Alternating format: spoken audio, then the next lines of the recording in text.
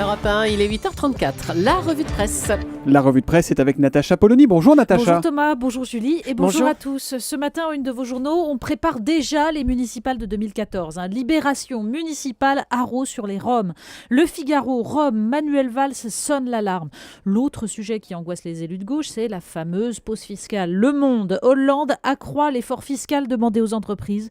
Les Échos, impôts, la majorité veut déjà corriger le budget. Et le mercredi, c'est le jour de sortie de l'Express. En une, pourquoi les syndicats sont nuls? Corruption, dérive, trahison, le livre qui accuse, un financement opaque, un patronat complice. Il y a aussi beaucoup de place faite à Liliane Bettencourt et à l'affaire qui porte son nom dans les journaux ce matin, Natacha. Oui, le feuilleton continue. Alors ça nous change des éternelles conjectures sur un éventuel retour politique de Nicolas Sarkozy. Alors là, la question, corporatisme ou pas, protection du juge gentil ou marche de la justice. Il y a ceux qui jouent les arbitres, tels Jacques Camus dans La République du Centre. Certes, Nicolas Sarkozy a eu tort de s'en prendre trop souvent au juge, sauf que le syndicat de la magistrature n'a pas servi l'image de neutralité de l'institution avec son injurieux mur des cons.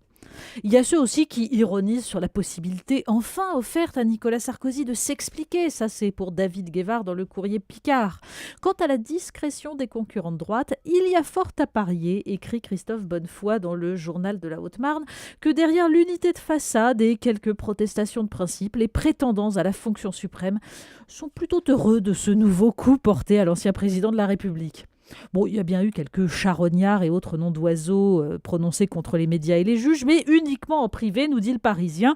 Et heureusement, selon le journal, il reste Nadine Morano. Bon, elle a été rapidement calmée par des amis de Sarkozy qui veulent surtout éviter de fâcher davantage le juge gentil, mais elle a eu le temps de tweeter. Merveille des technologies modernes qui nous donnent accès aux pensées immédiates des politiques. Ça donne, d'après le Parisien, on a le droit de savoir qui nous juge. Nous prennent-ils pour des cons ? Chère Nadine Morano, qui oserait? C'est sûr que par rapport à la ligne décidée dans le camp Sarkozy de dire on reste zen, ça fait un peu tâche, hein, évidemment. Les impôts encore et toujours dans les journaux. Oui, donc la pause fiscale est décrétée, mais n'aura pas lieu, enfin pas tout à fait. Et vous lirez ça dans les Échos, où Jean-Francis Pécresse rappelle que les 32 milliards d'euros d'impôts en plus ne permettront que 8 milliards d'euros de déficit en moins. Écart entre le déficit public 2012 et le déficit prévisionnel pour 2013. Le reste est dépensé ailleurs. Et Christophe Barbier dans l'Express nous rappelle que cet ailleurs, les Français ne savent pas où il se situe. Le plus inquiétant malaise est qu'aujourd'hui, les contribuables considèrent que l'État gaspille leur argent et que l'école, la police, la justice et la sécurité sociale fonctionnent mal. Dans l'opinion, Cyril Lachèvre et Ludovic Vigogne nous apprennent que 25 hauts fonctionnaires de Bercy ont déjeuné avec 3 députés UMP, dont Gilles Carrez et Éric Woerth, pour élaborer un contre-budget. Oui, un mouvement de contestation de l'administration de Bercy, jusque-là particulièrement loyale envers le pouvoir politique. Et ce genre de mouvement, on trouvait ça jusqu'à présent plutôt chez les fonctionnaires de gauche. Là, c'est une rareté. On peut considérer que la résistance de l'administration au pouvoir politique est un des maux qui frappe la France, dans la justice, dans l'éducation, maintenant à Bercy. Mais on peut aussi se dire que cette défiance s'ajoute à celle qui frappe tous les secteurs de la société. Une société française qui visiblement multiplie les fractures. Natacha, est-ce que je vous offre un petit cachet ? Oui, un petit cachet.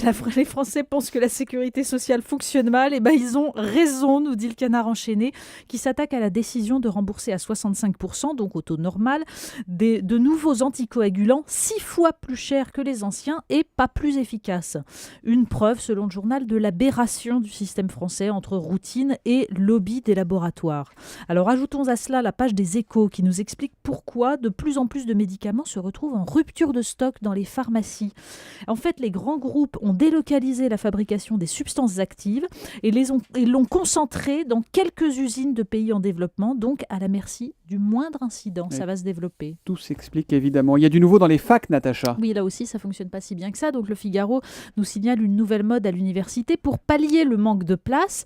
Et comme il est interdit de sélectionner suivant les capacités et le niveau des étudiants, parce que la sélection, c'est mal, on tire au sort les nouveaux élus. Vous voyez, c'est Ubu à la fac.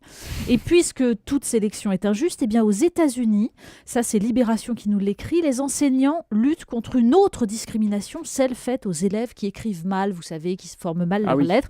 Résultat, je vois très bien ce que vous voulez dire.